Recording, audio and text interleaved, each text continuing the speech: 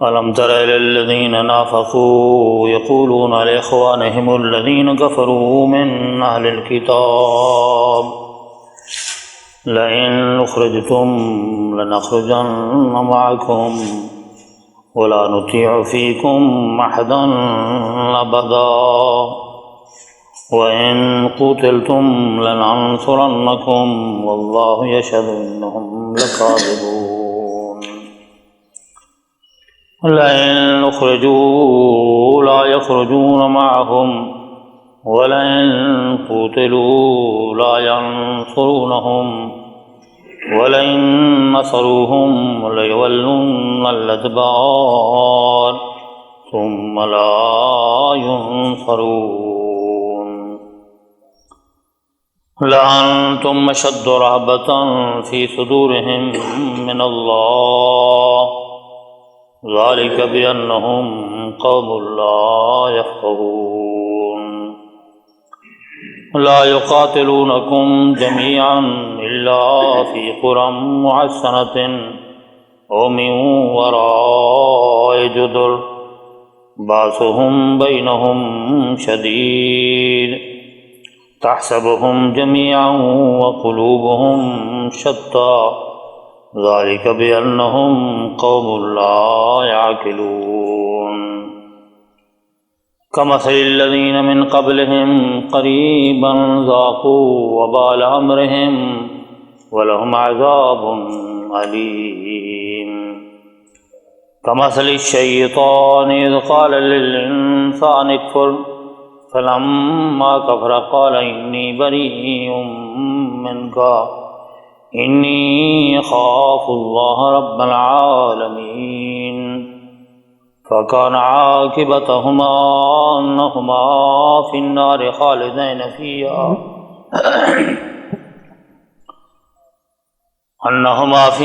خالدين فيها وذلك جزاء الظالمين صدق الله مولانا العظيم رب اشرح لي صدري ويسر لي أمري واحلل عقدة من لساني يفقهوا قولي سبحانك لا علم لنا إلا ما علمتنا إنك أنت العليم الحكيم سبحانك لا علم لنا إلا ما علمتنا إنك أنت العليم الحكيم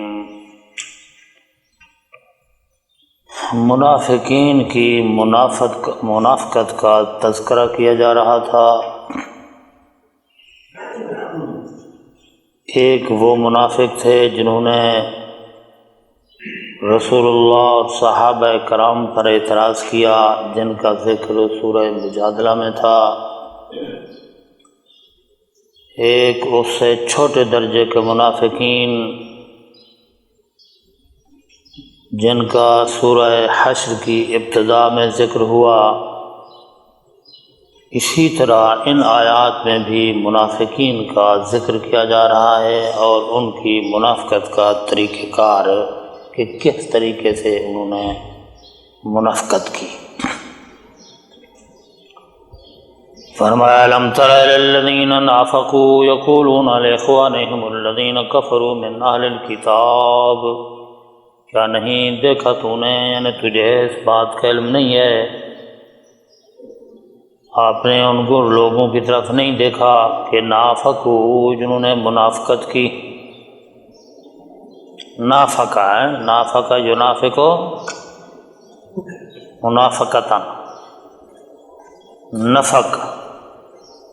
نفق کہتے ہیں پہاڑ کے اس راستے کو کہ ایک طرف سے داخل ہو اور دوسری طرف سے نکل جاؤ، جبکہ غار اس کو کہتے ہیں کہ اسی راستے سے داخل ہو اور اسی سے باہر نکلو، اور راستہ نہیں ہوتا۔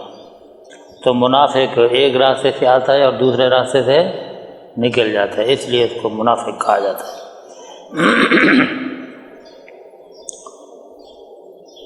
تو یہ اکثر منافقین جو ہیں یہ یہود میں سے تھے، کیونکہ تورات اور انجیل کے یہ لوگ عالم تھے، نبی اکرم صلی اللہ علیہ وسلم کی علامات نبوت کو یہ جانتے تھے، اس کے باوجود بھی نہیں مانتے تھے۔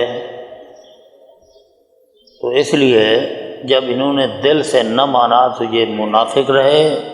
غرض دوسرے لفظوں میں منافق بھی کافر ہی ہوتا ہے، چونکہ ایمان کا تعلق دل کے ساتھ ہے۔ جو دل سے نہ مانے اگرچہ وہ زبان سے کلمہ بھی پڑھے، اور یہ وہ لوگ ہیں منافق جن کا قرآن میں ذکر ہے کہ یہ صرف کلمہ نہیں بلکہ نماز بھی پڑھتے تھے، اور نماز بھی رسول اللہ صلی اللہ علیہ وسلم کی امامت میں آپ کے ساتھ پڑھتے تھے، اور اسلام کے خلاف یہ ریشہ دمانیاں بھی کرتے تھے۔ تو ان منافقانہ کارناموں میں سے کچھ کارنامے یعنی کچھ منافقوں کی علامات ان آیات میں بھی نقل کی گئی ہیں۔ فرمایا کیا نہیں دیکھا تو نے ان لوگوں کی طرف جنہوں نے منافقت کی، یعنی تجھے پتہ ہے کہ انہوں نے منافقت کی، حالات اسے پتہ چل گیا تھا ان کے کردار سے۔ یقولون لاخوانہم الذین کفروا، کہتے تھے اپنے بھائیوں کو وہ بھائی جنہوں نے کفر کیا اہل کتاب میں سے، یعنی جو یہودی ہی رہے، ان کو ان یہودی منافقین نے یہ کہا۔ تو دیکھیے یہاں اخوان کہا ہے کہ وہ ایک دوسرے کے کفریہ بھائی ہیں، منافق بھی کافر کا بھائی ہے۔ کیا کہتے؟ لَئِن أُخْرِجْتُمْ لَنَخْرُجَنَّ مَعَكُمْ، اگر مسلمانوں نے تم کو نکال دیا، اگر تم نکالے گئے، ضرور بھی ضرور ہم بھی تمہارے ساتھ نکل جائیں گے، ہم بھی یہاں نہیں رہیں گے، پھر کس کے ساتھ ہم منافقت کریں گے؟ اس لیے جب تم نکلو گے یہاں سے تو ہم بھی تمہارے ساتھ چلے جائیں گے، ہم مدینہ میں نہیں رہیں گے۔ یہ ان کے ساتھ معاہدے کرتے تھے، یہ خفیہ معاہدے تھے۔ وَلَا نُطِيعُ فِيكُمْ أَحَدًا أَبَدًا، اور نہیں اطاعت کریں گے ہم تمہارے معاملے میں کسی ایک کی کبھی بھی، احدن ابدن، کسی ایک کی کبھی بھی تمہارے معاملے میں بات نہیں مانیں گے۔ یعنی ان کے ساتھ، مومنوں کے ساتھ، مسلمانوں کے ساتھ، رسول اللہ صلی اللہ علیہ وسلم کے ساتھ جو معاہدہ ہو چکا ہے کہ اگر کسی کے ساتھ جنگ ہوئی تو ہم ایک دوسرے کا ساتھ دیں گے، یہ جنگی معاہدہ یہی ہوتا ہے نا کہ کوئی قبیلہ، کوئی قوم حملہ آور ہوئی تو ہم تمہارا ساتھ دیں گے، تو تمہارے خلاف لڑنے کے لیے ہم مومنوں کا ساتھ نہیں دیں گے، ان کی بات کو نہیں مانیں گے۔ لا نطیع فیکم، تمہارے معاملے میں ہم اطاعت نہیں کریں گے۔ یہ بڑے اعتماد کے ساتھ اس قسم کے اعلانات کیا کرتے تھے۔ دو باتیں، تیسرا وَإِن قُوتِلْتُمْ لَنَنصُرَنَّكُمْ، اور اگر تم کو قتل کیا گیا، اور اگر تم قتل کیے گئے، تمہارے ساتھ لڑائی کی گئی، تب بھی ہم ان کا ساتھ نہیں دیں گے، بلکہ لَنَنصُرَنَّكُمْ، ہم تمہاری مدد کریں گے۔ لام بھی تاکید کا، نون ثقیلہ بھی تاکید کا، بڑے پکے عہد معاہدے کے ساتھ کہتے تھے کہ ضرور بھی ضرور ہم تمہاری مدد کریں گے، ان کی مدد نہیں کریں گے۔ تو یہ تین قسم کے عہد و پیمان منافقوں نے جو اپنے ہی یہودیوں کے ساتھ کیے تھے، ان کا اللہ جل جلالہ نے ذکر فرمایا، اور آگے اللہ جل جلالہ نے اپنی طرف سے فیصلہ بھی سنا دیا کہ واللہ یشہد انہم لکاذبون، اللہ گواہی دیتا ہے کہ بے شک یہ جھوٹ بولتے ہیں۔ کیا مقصد؟ یعنی وہ پہلی بات یہ جو کہتے ہیں کہ لئن اخرجتم لنخرجن معکم، اگر تم نکلے تو ہم بھی تمہاری ساتھ نکلیں گے، یہ بھی جھوٹ بولتے ہیں کہ یہ نکلیں گے نہیں۔ چنانچہ یہ قبیلہ بنو قریظہ جب وہاں سے نکلا تو عبداللہ بن ابی تھا، چونکہ منافقین کی طرف سے بہت بڑا، اس نے ان کے ساتھ معاہدات کیے تھے، وہ نہیں نکلا تھا، وہ تو رہ گیا، اخیر تک رہا اور وہیں مرا۔ اور ان کے مرنے کا واقعہ بھی بڑا مشہور ہے کہ نبی کریم صلی اللہ علیہ وسلم نے اس کا جنازہ بھی پڑھایا اور اس کے کفن کے لیے اپنا کرتا مبارک بھی دیا، اور آپ نے اس کے منہ میں جو ہے اپنے دہن مبارک سے لب نکال کر کے وہ مبارک لب بھی اس میں ڈالا، لیکن اللہ جل جلالہ نے فرمایا کہ اس کو معاف نہیں کریں گے، یہ منافق ہے۔ تو کتنا بڑا جھوٹ ہے۔ اور پھر کمال کی بات یہ ہے کہ اللہ جل جلالہ نے فرمایا کہ واللہ یشہد انہم لکاذبون، اللہ گواہی دیتا ہے انہوں نے جھوٹ بولا ہے۔ اب عبداللہ بن ابی کا ساتھ نہ جانا، اس بات کا پہلے سے اللہ جل جلالہ کا بتا دینا، یہ قرآن کی بھی صداقت کی دلیل ہے اور رسول اللہ صلی اللہ علیہ وسلم کی نبوت کی بھی صداقت کی دلیل ہے۔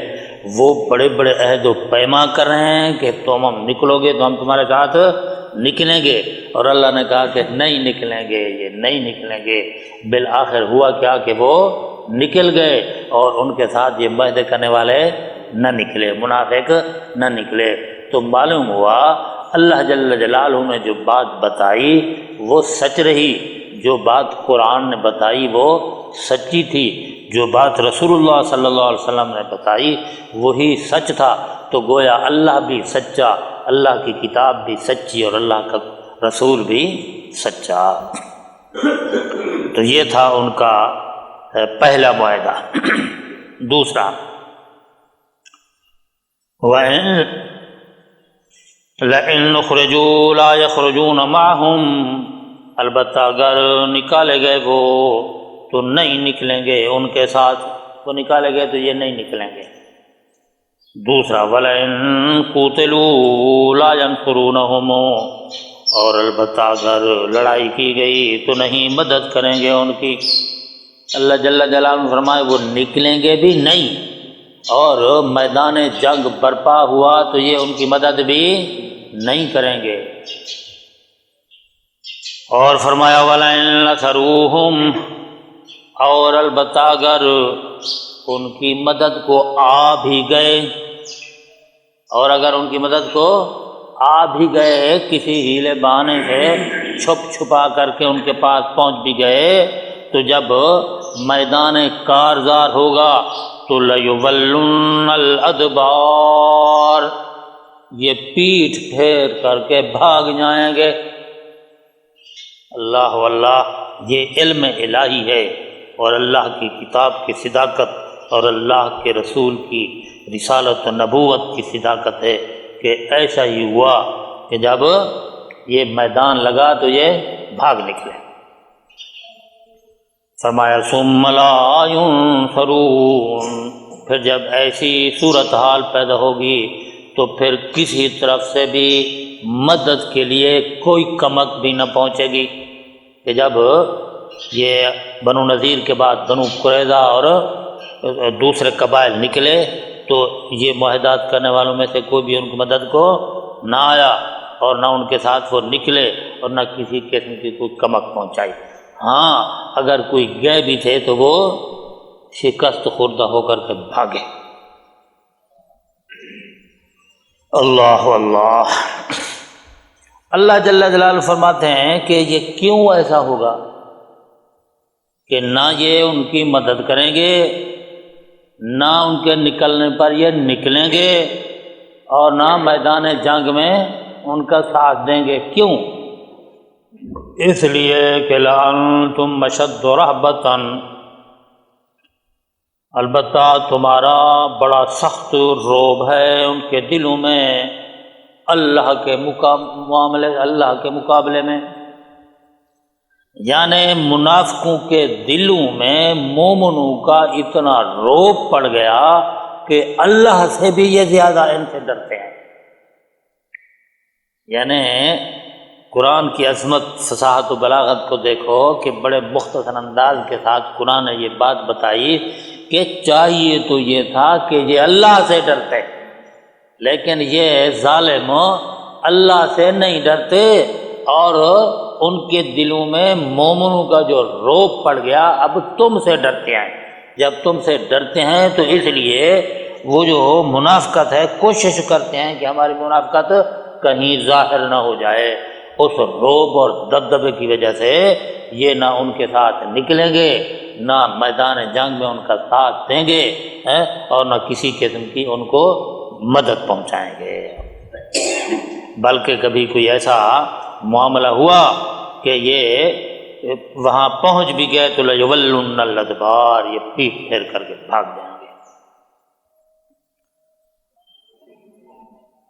ذالک بأنہم قوم لا یفقہون، اللہ جل جلالہ فرماتے ہیں کہ یہ قوم ہی ایسی ہے جو لا یفقہون، سمجھ ہی نہیں رکھتے، یہ بے سمجھ قوم ہے، اس لیے یہ سارا کا سارا جھوٹ بول رہے ہیں، اور اس خوف و ہراس کی وجہ سے اور مومنوں کے رعب کی وجہ سے کچھ بھی نہیں کریں گے۔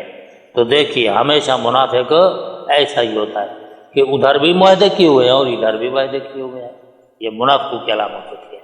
اور یہ طریقہ کار کیوں اختیار کرتے ہیں؟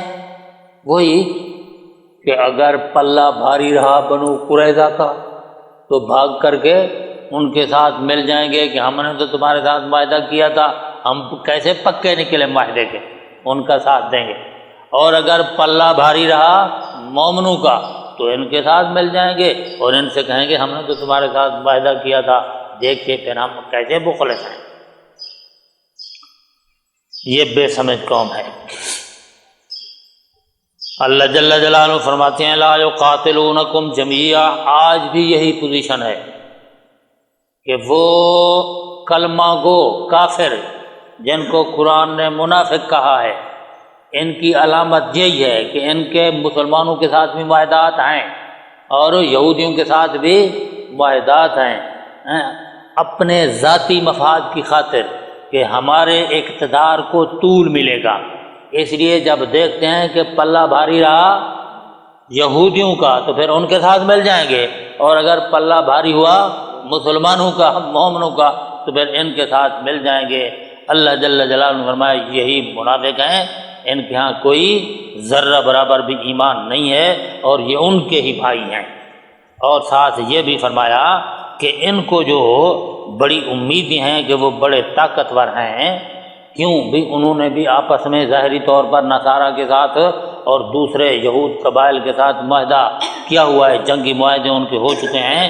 تو اللہ جل جلالہ نے فرمایا لا یقاتلونکم جمیعا، گھبراؤ نہیں، ان کا جو اتحاد ہے جو بالکل جھوٹا اتحاد ہے، نہ جنگ کریں گے وہ تمہارے ساتھ، سب مل کر تمہارے ساتھ، تمہارے خلاف لڑائی نہیں کریں گے، یعنی وہ اتحادی طور پر تمہارے خلاف میدان جنگ میں نہیں اتریں گے۔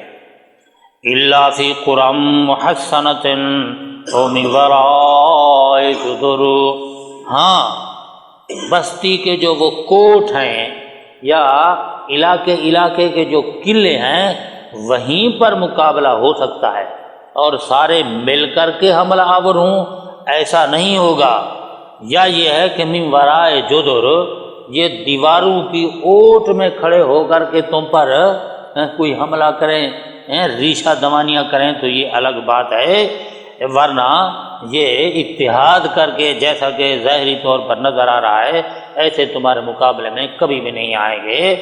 ایک وجہ تو یہ ہے کہ باسہم بینہم شدید، کہ ان کو آپس میں بڑا خطرہ ہے، بڑا خوف ہے۔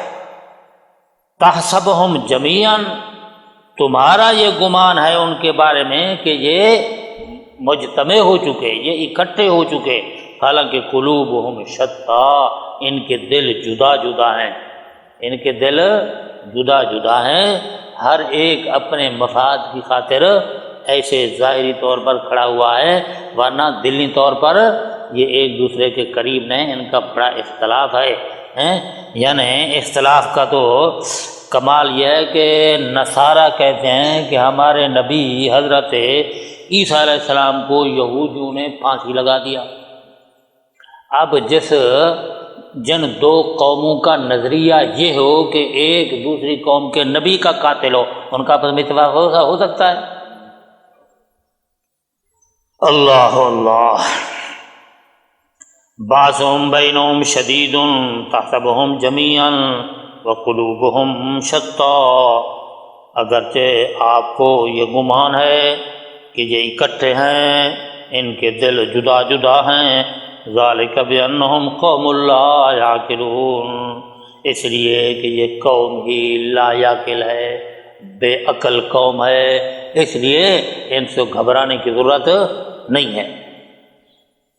ان کی مثال ایسے ہے کمثل الذین من قبلہم قریبا ذاقوا وبال امرہم، مثال ان لوگوں کے جو ان سے پہلے ابھی قریب کی بات ہے کہ ان پر بھی یہی ہوا کہ چکھا انہوں نے وبال اپنے کیے کا، اپنے کام کا، اپنے معاملے کا۔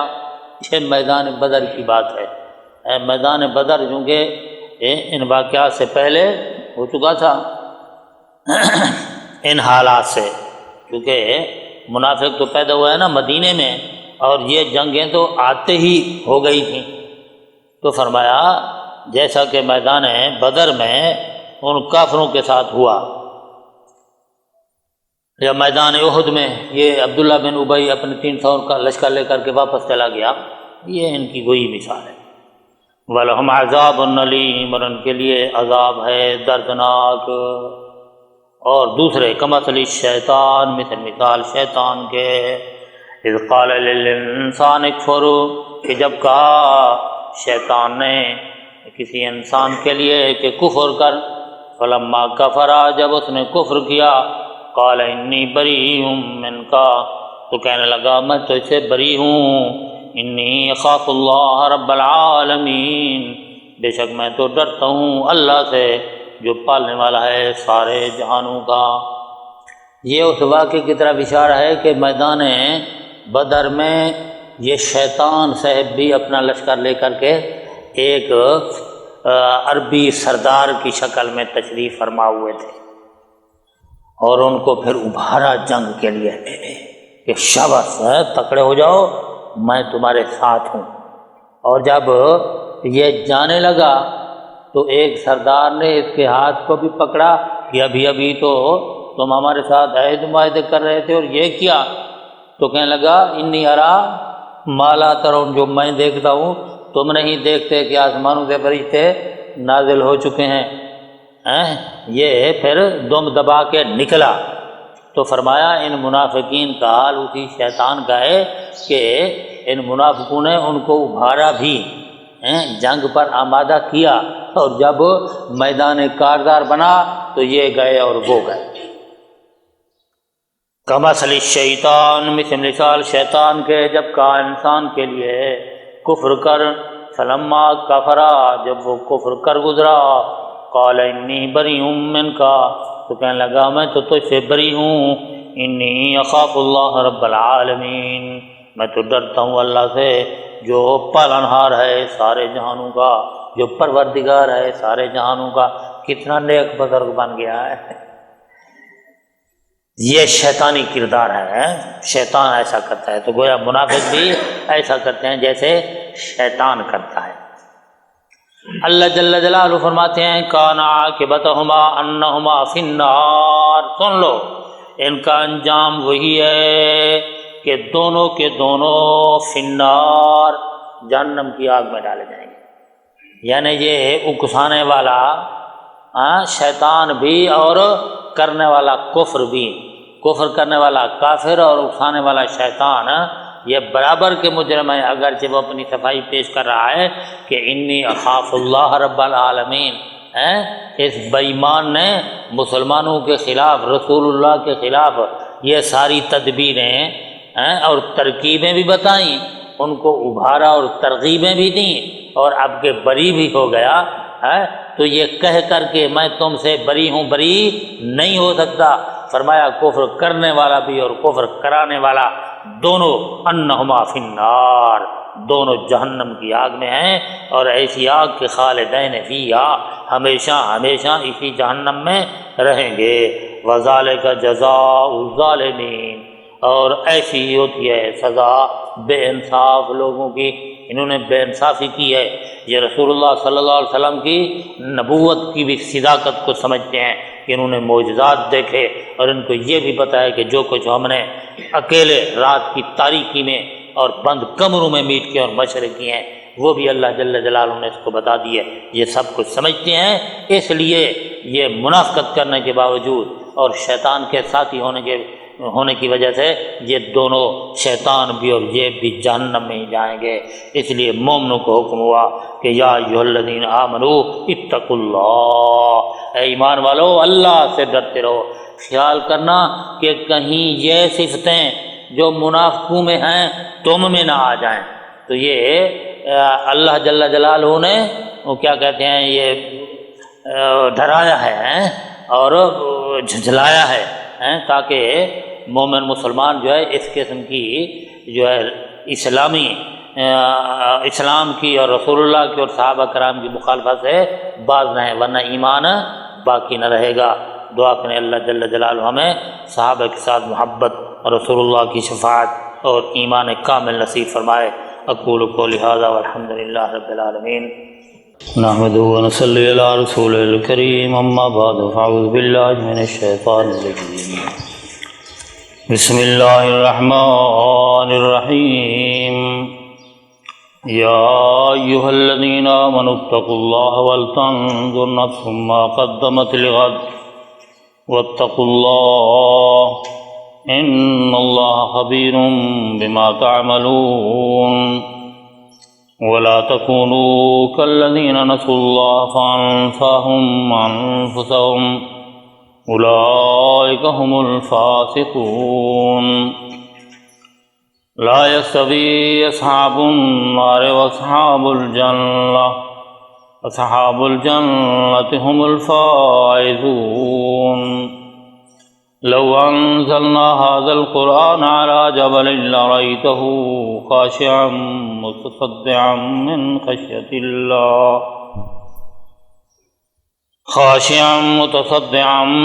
خشية الله، وتلك الأمثال نضربها للناس لعلهم يتفكرون، هو الله الذي لا إله إلا هو عالم الغيب والشهادة هو الرحمن الرحيم، هو الله الذي لا إله إلا هو الملك القدوس السلام المؤمن المهيمن العزيز الجبار المتكبر، سبحان الله عما يشركون، هو الله الخالق البارئ المصور له الأسماء الحسنى، يسبح له ما في السماوات والأرض وهو العزيز الحكيم، صدق الله ومولانا العظيم، رب اشرح لي صدري ويسر لي أمري واحلل عقدة من لساني يفقهوا قولي، سبحانك لا علم لنا إلا ما علمتنا إنك أنت العليم الحكيم، سبحانك لا علم لنا إلا ما علمتنا إنك أنت العليم الحكيم۔ اللہ جل جلالہ نے فرمایا کہ ایسا نہ کرو جیسے شیطان نے میدان بدر میں کافروں کو مسلمانوں کے خلاف ابھارا، ترغیبیں دے دے کر کے اسلام کو، مسلمانوں کو، اللہ کے دین کو، اللہ کے رسول کو نقصان پہنچانے کے لیے کفار مکہ کو لا کر کے میدان بدر میں کھڑا کر دیا اور جنگ کرا دی۔ فلما کفر قال انی بریء منک، جب دیکھا کہ یہ دونوں لشکر آمنے سامنے ہو گئے تو پھر نکلا اور کہنے لگا انی اری ما لا ترون، جو میں دیکھتا ہوں تم نہیں دیکھتے۔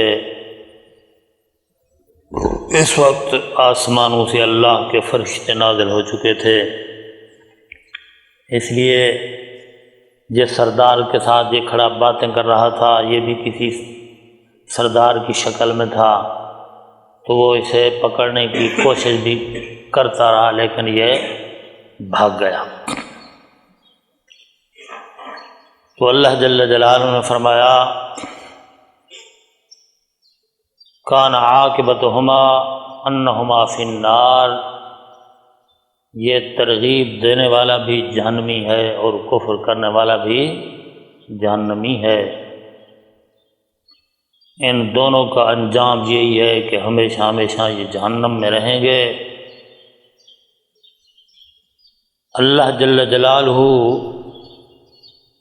فرماتے ہیں کہ دیکھیے اللہ کو تو یہ چاہیے کہ یا ایھا الذین آمنوا اتقوا اللہ، اے ایمان والو تقوی اختیار کرو، اللہ سے ڈرو۔ جیسے دوسرے مقام پر فرمایا لن ینال اللہ لحومها ولا دماؤها ولکن ینالہ التقوی منکم، کہ یہ جو تم اللہ جل جلالہ کی نیاز دیتے ہو، قربانی کرتے ہو، اللہ کو گوشت نہیں چاہیے، اللہ جل جلالہ کو خون نہیں چاہیے۔ یہ نہ خون اللہ کو ملتا ہے اور نہ یہ گوشت اللہ کو ملتا ہے۔ ینالہ التقوی، اللہ کو تو یہ تقوی ملتا ہے۔ نال ینالہ کسی سے جا کر کے ایسے مل جانا ہے جیسے جپھی ڈال لینا۔ تو گویا اگر کوئی شخص تقوی اختیار کرتا ہے تو اللہ جل جلالہ اس کے ساتھ مل جاتا ہے، قریب تر ہو جاتا ہے۔ تو اصل چیز جو ہے وہ تقوی ہے۔ اس لیے تقوی کہتے ہیں اللہ کے رسول نے جن چیزوں کو کرنے کا حکم دیا جائے ان کو کیا جائے، اور رسول اللہ صلی اللہ علیہ وسلم نے جن چیزوں سے روکا ہے، جن کاموں سے روکا ہے، ان کو نہ کیا جائے۔ اس لیے جب کبھی بھی کوئی کام کیا جائے تو سوچا جائے کہ کیا اس کو کرنے کا حکم ہے یا نہ کرنے کا۔ اگر کرنے کا حکم ہے تو اس کو کر لے، اور نہ کرنے کا حکم ہے تو پھر اس کو نہ کرے، یہی تقوی ہے۔ تو اللہ جل جلالہ نے یہاں مومنین کو خطاب کر کے فرمایا کہ یا ایھا الذین آمنوا اتقوا اللہ، اے ایمان والو اللہ سے ڈرو، تقوی اختیار کرو۔ اسی کا نام ایمان ہے۔ اگر ایک شخص نے اپنے دل میں یہ تہیہ کر لیا، یہ پکا پختہ ارادہ کر لیا، عزم مصمم کر لیا کہ میں رسول اللہ صلی اللہ علیہ وسلم کی اتباع کروں گا، اطاعت کروں گا، یعنی جو کام آپ نے روکے ہیں ان کو کبھی نہ کروں گا، اور جن کو کرنے کا حکم دیا ہے ان کو بڑے اہتمام کے ساتھ کرتا رہوں گا۔ جب یہ ارادہ کر لیا تو گویا معلوم ہوا کہ یہاں ایمان موجود ہے۔ اس لیے اس کے معلوم کرنے کی ایک نشانی یہ بھی ہے کہ جب کبھی کوئی آدمی کام کر لیتا ہے تو پھر اس کا دل فیصلہ کرتا ہے کہ یہ اچھا کام کیا یا برا کام کیا۔ اگر دل فیصلہ کرتا ہے تو معلوم ہوا یہ ایمان ہے جس نے فیصلہ کیا ہے۔ تو اس لیے اللہ جل جلالہ نے مومنین کو خطاب کر کے فرمایا کہ اے ایمان والو تقوی اختیار کرو۔ یا یوں سمجھیں کہ اگر دل میں ایمان ہے جس کو تقویٰ کہتے ہیں، تو پھر راستے کا کانٹا ہٹایا تو اس کا بھی اجر ملے گا، کسی پیاسے کتے کو پانی پلایا تو اس کا یہ بھی جنت میں جانے کا سبب بن سکتا ہے۔ اور اگر ایمان اور تقویٰ نہیں ہے، ایمان یقین رکھنے کو کہتے ہیں اور تقویٰ اس کی تشریح ہے، اگر ایمان اور تقویٰ نہیں ہے پھر حج کیا تو بھی قبول نہیں ہے، اور نمازیں پڑھی ہیں، روزے رکھیں تو وہ بھی قبول نہیں ہے۔ رسول اللہ صلی اللہ علیہ وسلم کے پیچھے مسجد نبوی میں نمازیں پڑھی ہیں تب بھی وہ قابل قبول نہیں ہیں، اللہ کے ہاں وہ قبول نہیں۔ کیوں؟ اس لیے کہ اللہ کو تو تقویٰ چاہیے، اور ان اعمال میں تو تقویٰ رہا نہیں ہے، اس لیے جو منظوری کے قابل ہے وہ عمل ہے جو تقوی کے ساتھ کیا جائے۔ اس لیے ہمیشہ جو بھی کام کیا جائے اس کو تقوی کے ساتھ کیا جائے۔ اور فرمایا وَلْتَنظُرْ نَفْسٌ مَا قَدَّمَتْ لِغَدٍ۔ اللہ اللہ، اللہ جل جلالہ نے حضرت انسان کو سیدھی راہ پر چلانے کے لیے کون کون سے طریقے اختیار نہیں کیے۔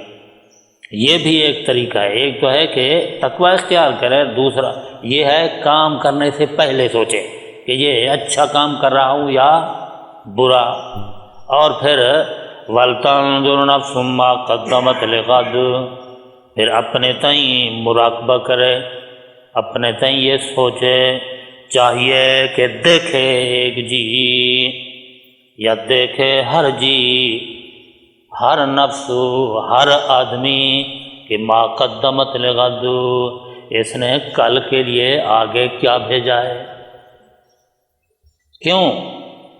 یہ زندگی جو ہے یہ عارضی زندگی ہے، کیونکہ انسان چلتا ہوا مسافر ہے، عالم ارواح سے دنیا میں آنے کے لیے اللہ جل جلالہ نے اس کے لیے ماں کا پیٹ ایک راستہ بنایا، اس راستے کو اختیار کرتے ہوئے یہ دنیا میں پہنچ گیا۔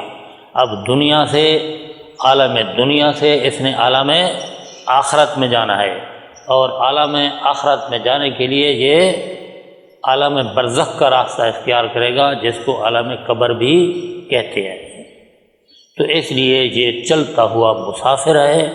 اب مسافر کو راستے میں چلتے چلتے اگر کہیں اس کے لیے آرام کرنے کے لیے، تھوڑی دیر کے لیے سستانے کے لیے کوئی بلڈنگ بنانے کی ضرورت نہیں ہے، اتنا بڑا اہتمام کرنے کی ضرورت تو نہیں ہوتی۔ اس کو تو بے وقوف کہیں گے، بھی تو جا رہا ہے، تھوڑی دیر کے لیے ستائے گا، سانس لے گا، کھانا وانا کھائے گا، اپنی ضرورت پوری کرے گا، پانی پی لے گا، نہا دھو لے گا اور کپڑے تبدیل کرے گا، پھر چل دے گا۔ تو اس لیے اتنے بڑے اہتمام کی ضرورت ہی کیا ہے؟ کیونکہ یہ قرآن کا جملہ بتا رہا ہے کہ انسان مسافر ہے اور اس کا اصلی گھر آگے ہے۔ اس لیے ہر ایک انسان ہر ایک عمل کرنے کے بعد اپنے تئیں یہ سوچے اور فکر کرے کہ ما قدمت لغد، اس نے کل کے لیے آگے کیا بھیجا ہے۔ اور پھر قرآن کی فصاحت و بلاغت و عظمت پہ قربان جاؤں، قیامت کو غد کے ساتھ تعبیر کیا ہے، کل کے ساتھ تعبیر کیا ہے، اور یہ ایک حقیقت ہے۔ اگرچہ قیامت کبریٰ جس دن بھی قائم ہوگی، لیکن جو مرتا ہے اس کے لیے تو قیامت قائم ہو جاتی ہے۔ اس لیے ہر ایک انسان فرداً یہ سمجھتا ہے کہ مجھے کیا پتہ زندگی کب تک ہے، اس کو کل کا کوئی بھروسہ نہیں ہے۔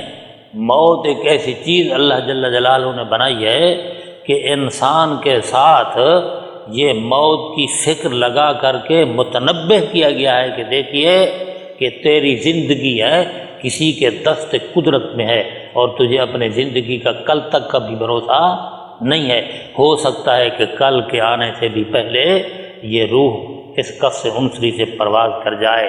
اس لیے ابھی سے سوچ، وَلْتَنظُرْ نَفْسٌ مَّا قَدَّمَتْ لِغَدٍ، دیکھے ہر ایک جی کہ کیا آگے بھیجا اس نے کل کے لیے، قیامت کو اللہ جل جلالہ نے کل کے ساتھ تعبیر کیا ہے، معلوم ہوا کہ یہ چلتا ہوا مسافر ہے۔ اب اس کل کی فکر کرنی چاہیے کہ نہیں؟ فہم و فراست اور صاحب عقل اور دانشور وہ شخص ہے کہ اپنے اصلی گھر کے لیے سامان بھیجے، اور پھر وہاں سامان بھیجنے کے لیے سب سے بڑی اہم مہم بات جو ہے وہ کیا ہے؟ وہ یہ ہے کہ جیسے ایک ملک سے دوسرے ملک میں جانے کے لیے کرنسی کا اہتمام کیا جاتا ہے۔ کیوں؟ ملک اگر بدل جائے تو پھر یہ کرنسی کام نہیں دیتی، پھر وہاں کی کرنسی چلتی ہے، یا پھر ایسی چیز ساتھ لے جائے جو وہاں کام آ سکے۔ تو بین ہی یہ دنیا اور آخرت یہ بھی دو الگ الگ رہنے کے ٹھکانے ہیں۔ اگر کوئی شخص دنیا سے عالم آخرت میں جائے گا تو ایسے کرنسی کام نہیں آئے گی جب تک کہ اس جہان کی کرنسی کو حاصل نہیں کرے گا۔ اس جہان کے لیے کون سی کرنسی ہے؟ وہ اعمال صالحہ ہیں۔ اگر یہ اعمال صالحہ ساتھ لے گیا یا اس کو آگے بھیج دیا تو وہاں جا کر کے اس کے لیے اہتمام ہوگا، اور اگر وہاں جا کر کے اس کے پاس بر وقت وہ کرنسی نہ ہوئی تو پھر یہ نہ آگے کا رہا اور نہ پیچھے کا رہا۔ بالکل کافر کا یہی عالم ہے اور یہی حالت ہے۔ اس لیے اللہ جل جلالہ نے متنبہ کیا، آگاہ کیا، خبردار کیا کہ وَلْتَنْظُرْ نَفْسٌ مَّا قَدَّمَتْ لِغَدٍ، اے انسان ذرا سوچ فکر کر کہ تو نے کل کے لیے آگے کیا بھیجا ہے۔ پھر فرمایا وَاتَّقُوا اللَّهَ، میاں اللہ سے ڈرو۔ یہاں دو دفعہ ہے، پہلے بھی ہے یا ایھا الذین آمنوا اتقوا اللہ، اور پھر یہ جو ہے ما قدمت لغد فرما کر کے آگے پھر سے فرمایا واتقوا اللہ، اللہ سے ڈرو۔ مفسرین لکھتے ہیں کہ پہلے جو ہے اتقوا اللہ، اس میں یہ کہا گیا ہے کہ جو کام کرنے کے ہیں وہی کرو، جن کاموں کو اللہ نے رسول اللہ نے کرنے کے لیے فرمایا انہی کاموں کو کرو، یہی تمہیں مفاد پہنچائیں گے۔ اور دوسرا اتقوا اللہ کہہ کر کے فرمایا جن کو کرنے سے روک دیا گیا ہے ان سے رک جاؤ، وہ کام مت کرو۔ ان اللہ خبیر بما تعملون، یہ اس کی علت ہے کہ اگر تم نے وہ کام کیے جن کو کرنے سے ہم نے روکا تھا تو بے شک اللہ خبردار ہے، اس کو پتہ ہے جو کچھ تم کرتے ہو، پھر کہیں تمہیں اپنی گرفت میں نہ لے لیں۔ ممنوع کام اگر تم نے کیے تو تم اس کی گرفت میں آ جاؤ گے، وہ پکڑ لے گا۔ وَلَا تَكُونُوا كَالَّذِينَ نَسُوا اللَّهَ، نہ ہو جاؤ تم ان لوگوں کی طرح جنہوں نے بھلا دیا اللہ کو، جنہوں نے اللہ کو بھلایا۔ اللہ کو کیا بھلایا؟ اللہ کے ذکر کو بھلایا، اللہ کی کتاب کو بھلایا، اللہ کے رسول کو بھلایا، اللہ کے احکامات ہیں، اللہ کی دی ہوئی شریعت کو بھلا دیا۔ یہ ہے نسوا اللہ۔ ان لوگوں کی طرح مت بنو جنہوں نے اپنے اللہ کو، اپنے معبود حقیقی کو، اپنے خالق کو بھلا دیا، اور اس کا نتیجہ یہ نکلا کہ انساہم انفسہم، اور انہوں نے اللہ کو کیا بھلایا؟ انہوں نے تو اپنے آپ کو بھلا دیا۔ کیوں؟ جو اللہ کو بھلاتا ہے اللہ کا کچھ وہ بگاڑتا نہیں ہے، اس نے تو اپنے آپ کو بھلایا، اس کو پتہ نہیں ہے کہ میرے ساتھ کیا گزرے گی۔ اس لیے پھر سے متنبہ کیا گیا کہ خیال کرنا، پھر یوں نہ کہنا کہ ہمیں پتہ نہیں تھا، ہمیں کسی نے بتایا نہیں تھا۔ اس لیے اللہ کی مقدس کتاب ایک ایک لمحہ انسان کو خبردار کرتی ہے کہ لا تکونوا کالذین نسوا اللہ، ایسے نہ بن جاؤ، ان لوگوں کی طرح نہ ہو جاؤ جنہوں نے اپنے اللہ کو، اپنے معبود حقیقی کو بھلایا۔ انہوں نے اللہ کو کیا بھلایا، انہوں نے تو اپنے آپ کو بھلا دیا۔ اولئک هم الفاسقون، وہی لوگ وہی گناہ گار ہیں جنہوں نے اللہ کو بھلایا، اور نتیجہ تھا نا اپنے آپ کو بھی بھلا۔ تو فرمایا وہ لوگ جو تقوی اختیار کرتے ہیں اور وہ لوگ جو تقوی اختیار نہیں کرتے، ان میں فرق ہے۔ کیوں؟ تقوی والے ایمان والے تو وہ جنتی ہیں، اور جہاں تقوی اور ایمان نہیں ہے وہ جہنمی ہے۔ لا یستوی اصحاب النار واصحاب الجنہ، نہیں ہے برابر جہنمی اور جنتی۔ کیوں؟ اس لیے کہ اصحاب الجنت هم الفائزون، جنتی لوگ تو کامیاب و کامراں ہیں، وہ تو فائز المرام ہیں۔ وہ کامیاب اور وہ ناکام، کامیاب اور ناکام کیسے برابر ہو سکتے ہیں؟ اس لیے اللہ جل جلالہ نے فرمایا کہ تم وہ کام کرو جن سے تمہاری کامیابی ہو اور کامرانی ہو، اور فرمایا کہ تمہیں پتہ نہیں ہے کہ ہم نے تمہاری ہدایت کے لیے قرآن جیسی کتاب کو نازل کیا، محمد الرسول اللہ جیسا رہنما و ہادی و رہبر صلی اللہ علیہ وسلم تم کو عطا کیا ہے۔ اور قرآن کوئی معمولی کتاب نہیں، لو انزلنا،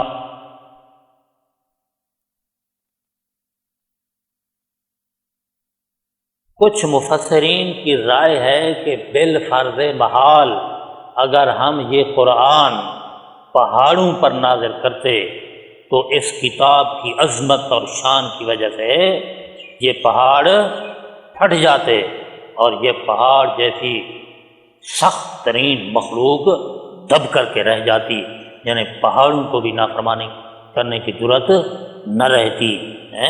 اس لیے فرمایا کہ لو انزلنا ھذا القرآن علی جبل لرأیتہ خاشعا متصدعا من خشیۃ اللہ، یہ پہاڑ جیسی شدید ترین مخلوق بھی قرآن کی اس عظمت سے دب جاتی، ہو سکتا ہے کہ یہ پہاڑ پھٹ جاتے۔ ایک یہ معنی ہے، لیکن کچھ مفسرین کہتے ہیں کہ نہیں، اللہ نے وہ شعور نباتات کو بھی دیا ہے اور جمادات کو بھی عطا کیا ہے، اس لیے یہ ایک حقیقت حال ہے، یہ کوئی مثال نہیں، یہ ایک حقیقت ہے کہ پہاڑ بھی نافرمانی کرنے کی جرأت نہیں کرتے۔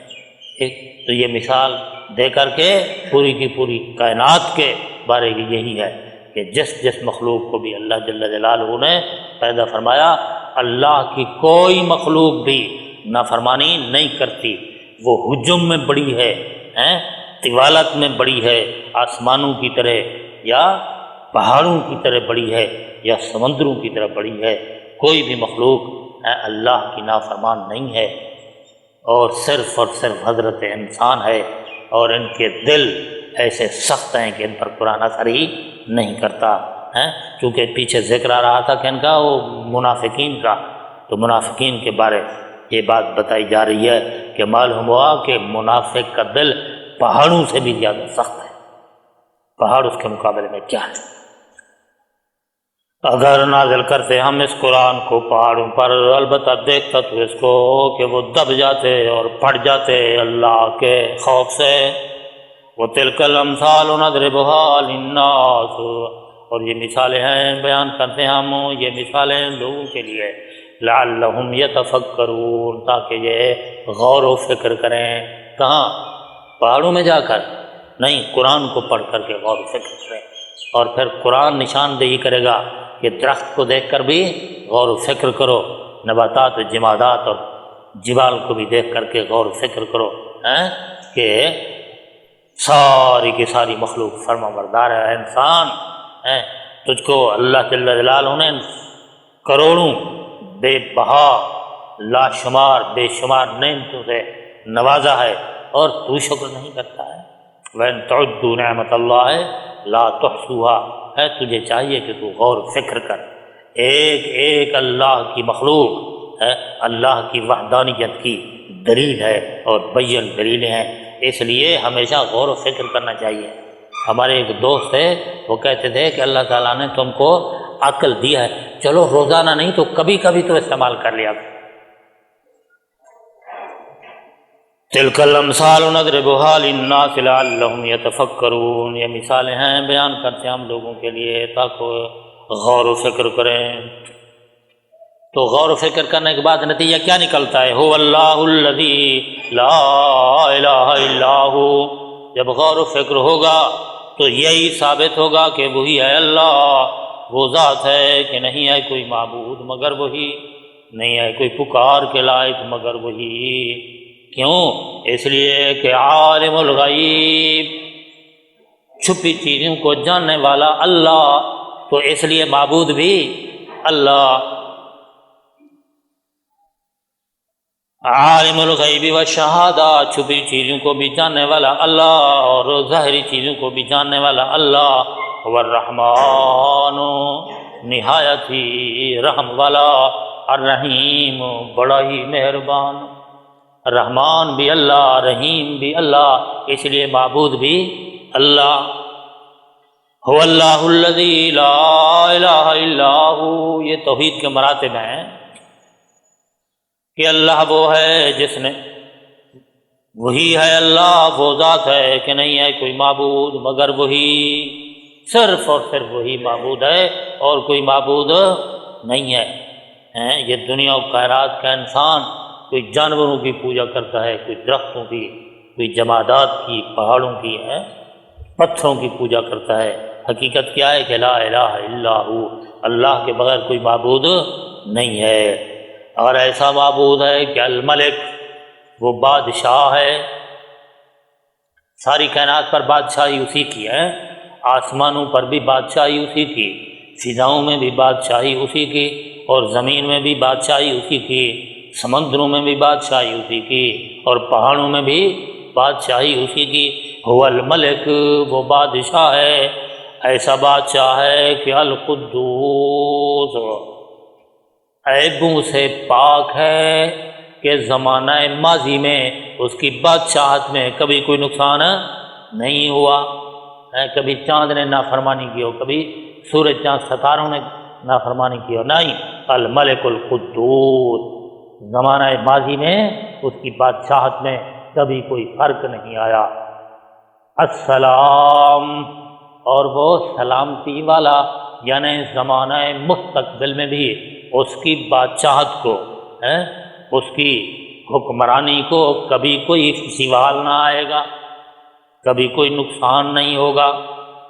الملک القدوس، بادشاہ ہونے کے حوالے سے کائنات ختم ہو جائے گی جب وہ چاہے گا، لیکن یہ نہیں کہ اس کی حکمرانی کو بھی نقصان پہنچا سکے، نہ پہلے کسی نے نقصان پہنچایا اور نہ بعد میں کسی نے، کوئی ایسی طاقت ہے جو اس کو نقصان پہنچا سکے۔ سلامتی والا ہے، سالم ہے، السلام سالم ہے، یعنی عیبوں سے پاک ہے، اور قدوس سے ایسی پاکی کہ پہلے کوئی نقصان نہیں ہوا، السلام کے مستقبل میں بھی اس کو کبھی کوئی نقصان نہ ہو۔ المومن، امن دینے والا ہے۔ مومن اگر انسان کے ساتھ لگ جائے تو پھر یقین رکھنے والے کے معنی میں آتا ہے، اور اللہ کے ساتھ ہو تو پھر امن دینے کے معنی میں آتا ہے، کہ ایسا حاکم ہے، ایسا معبود ہے کہ المومن، امن دینے والا ہے، چیزوں کو امن دے دیا، کہ ایک ہی جنگل میں یہ سارے جانور رہتے ہیں، اور ایک ہی دھرتی پر یہ انسان رہتے ہیں، کتنے ایک دوسرے کے دشمن ہیں۔ المہیمن، حفاظت کرنے والا ہے، کیا لکھا ہے انہوں نے؟ المہیمن، پناہ میں لینے والا ہے، جو اس کی پناہ میں آ جائے تو وہ پناہ دیتا ہے اس کو۔ العزیز، وہ زبردست ہے، بڑی قوت والا ہے، کہ ساری کی ساری کائنات کو اس نے اپنی طاقت و قوت سے سنبھالا ہوا ہے، یہ ہے حکمران، یہ ہے بادشاہ۔ الجبار، بڑے جبر والا ہے، کہ اپنے قانون کو مسلط کر دیتا ہے۔ المتکبر، کبریائی والا ہے، یعنی ایسی عظمتوں کا مالک ہے کہ اور کسی کو یہ عظمتیں حاصل نہیں ہے، جیسے حدیث میں آتا ہے کہ رسول اللہ صلی اللہ علیہ وسلم نے فرمایا، حدیث قدسی ہے، اللہ جل جلالہ نے فرمایا، الکبر ردائی، کبر میری چادر ہے، کسی کو تکبر کرنے کی ضرورت نہیں ہے۔ اس لیے فرمایا کہ یہ کیوں کر تکبر کرتا ہے، کیا یہ تکبر کر کے میرے پہاڑوں کی بلندی تک پہنچ جائے گا؟ کیونکہ کچھ اونچا بھی ہوتا ہے نا، آدمی جو اکڑ اکڑ کر چلے، کیا پہاڑوں کی بلندی تک پہنچ جائے گا؟ کیا یہ زمین پر بھی دباؤ ڈالتا ہے؟ زمین کو پھاڑ دے گا کیا؟ اس لیے کبر و ردائی، فرمایا کبر میری چادر ہے، کسی کو اختیار نہیں کرنا چاہیے۔ اس لیے یہاں اللہ کی صفت بیان کرتے ہوئے فرمایا کہ الملک العزیز الجبار المتکبر، ایسا حکمران ہے جو عزیز بھی ہے، جبار بھی ہے اور متکبر کبریائی والا ہے۔ غرض نتیجہ کیا نکلا؟ سبحان اللہ عما یشرکون، پاک ہے ذات اللہ کی ان تمام عیبوں سے، ان تمام شریکوں سے، عما یشرکون، یہ جو شریک بناتے پھرتے ہیں، اشرک و یشرک ہوتے ہیں، جو مشرک اللہ کے شریک بناتے ہیں، ان شریکوں سے وہ پاک ہے، یہ شریک اس تک پہنچ بھی نہیں سکتے ہیں۔ اللہ کیوں؟ اس کی صفتیں تو یہ ہیں کہ ملک القدوس، السلام، المؤمن المہیمن، العزیز، الجبار، یہ ایسا حکمران اور ان کے بنائے ہوئے شریک یہ کہاں وہاں پہنچ سکتے ہیں؟ اس لیے فرمایا هو اللہ الخالق، وہ اللہ وہی خالق ہے۔ آسان طریقے سے اللہ جل جلالہ نے بات کو سمجھایا کہ جن کو ان لوگوں نے اللہ کا شریک بنایا وہ تو اللہ ہی کے پیدا کر رہے ہیں۔ جس کو اللہ نے بنایا، جو اللہ کی مخلوق ہے، مخلوق کیسے خالق کے ساتھ مل سکتی ہے؟ تو مثال ہے، خدا پر مثال بھی نہیں دینی چاہیے، لیکن بات سمجھانے کے لیے، ایک انجینئر جو موٹریں بناتا ہے، لاکھوں اور کروڑوں موٹریں کارخانے سے نکلتی ہیں، تو کیا وہ موٹریں جو 100 ہارس پاور کی بھی ہوتی ہیں، اس سے بڑی بھی ہوتی ہیں اور اس سے چھوٹی بھی ہوتی ہیں اور بڑی مقدار میں ہوتی ہیں، یہ اس انجینئر کا مقابلہ کر سکتی ہیں؟ ہرگز کچھ بھی نہیں کر سکتی۔ وہ تو ایک بٹن دبائے گا اور موٹر جتنی بڑی ہے اس کا کام ہی تمام ہو جائے گا۔ اسی لیے فرمایا هو اللہ الخالق، وہی ہے اللہ جو پیدا کرنے والا ہے، الباری جو ظاہر کرنے والا ہے، یا خالقہ یہ بنانے والا، الباری پیدا کرنے والا، یہ قریب کے معنی ہیں۔ یہ مفردات والے نے ان کے فرق بھی بیان کیے ہیں، پیدا بھی کیا، پھر ان کو ظاہر بھی کیا، اور پھر ظاہری شکل میں المصور، وہ تصویر بنانے والا ہے۔ یہ پہلے بھی آ چکا کہ صورکم فاحسن صورکم، اللہ تو وہ ہے جس نے تمہاری تصویریں بنائیں اور پھر تمہاری تصویریں بھی خوبصورت بنائیں۔ ایک بچہ جب پیدا ہوتا ہے تو پھر دیکھو دوسری شکل کے ساتھ ہیں، ایک ماں ہے، ایک باپ ہے، 10 بچے ہیں، ہر ایک کی شکل الگ ہے۔ یہ ہے کہ صورکم فاحسن صورکم، یہ مصور وہ اللہ ہے۔ اور پھر یہ بھی یہاں کچھ مفسرین نے لکھا کہ تصویر ذی روح چیز کی تصویر بنانا درست نہیں ہے، یہ اللہ کے ساتھ مقابلہ کرنے والی بات ہے۔ اس لیے مصور وہی ہے جب تم بنا ہی نہیں سکتے ہو، اگر لکیریں تم بنا لو گے تو پھر روح پھونکو۔ المصور له الاسماء الحسنی، تصویریں بنانے والا ہے، اس لیے اسی کے نام ہیں بڑے خوبصورت، جیسے یہ نام بیان کیے گئے ہیں۔ تو جب ایسی صفات عالیہ کا مالک ہے تو یسبح له ما فی السماوات والارض، تسبیح پڑھتے ہیں اسی کے لیے وہ سارے کے سارے آسمانوں میں رہنے والے اور زمینوں میں رہنے والے۔ پہلے تھا سبح للہ ما فی السماوات والارض، ماضی کے صیغے میں تھا، اب مضارع کے صیغے میں ہے کہ پہلے بھی اسی کی تسبیح ہے اور بعد میں بھی اسی کی تسبیح ہے۔ تو ایسی صفات والا جو ہے اسی کے گن گانے چاہیے، اسی کی تعریف ہونی چاہیے۔ وَهُوَ الْعَزِيزُ الْحَكِيمُ، وہ بڑا زبردست ہے، نافرمانوں کو اپنی گرفت میں لے سکتا ہے۔ یہ تو بڑے بڑے نافرمان پھرتے ہیں، بڑے بڑے اسلام کو، دین کو نقصان پہنچانے والے پھرتے ہیں، پکڑتا نہیں۔ الحکیم حکمتوں والا ہے، اس کی حکمت کا تقاضا ہے وہ تاکہ کل اس کو گلا نہ رہے، اور مہلت دے دیتا ہے اور مہلت دے دیتا ہے تاکہ انسان ہو سکتا ہے راہ راست پر آ جائے۔ اس لیے اس کی حکمت کی وجہ سے جو مہلت ملتی ہے اس مہلت سے غلط فائدہ حاصل نہیں کرنا چاہیے، غلط نظریہ قائم نہیں کرنا چاہیے۔ یہ تو اسی کی حکمت عملی ہے کہ عزیز بھی ہے اور حکیم بھی ہے، کبھی کبھی پھر دنیا میں گرفت میں لے بھی لیتا ہے۔ اس لیے اگر اپنی حکمت عملی سے اس نے مہلت دی ہے تو اس مہلت کو غفلت نہ سمجھے۔ اس لیے دعا کریں اللہ جل جلالہ عمن والہ ہمیں ان قرآنی تعلیمات کو پورا سمجھنے اور اس پر پورا عمل کرنے کی توفیق عطا فرمائے۔ قیامت کے دن ہمیں اس مقدس قرآن کی شفاعت سے بہرہ مند فرمائے۔ اقول قولی ھذا والحمد للہ رب العالمین۔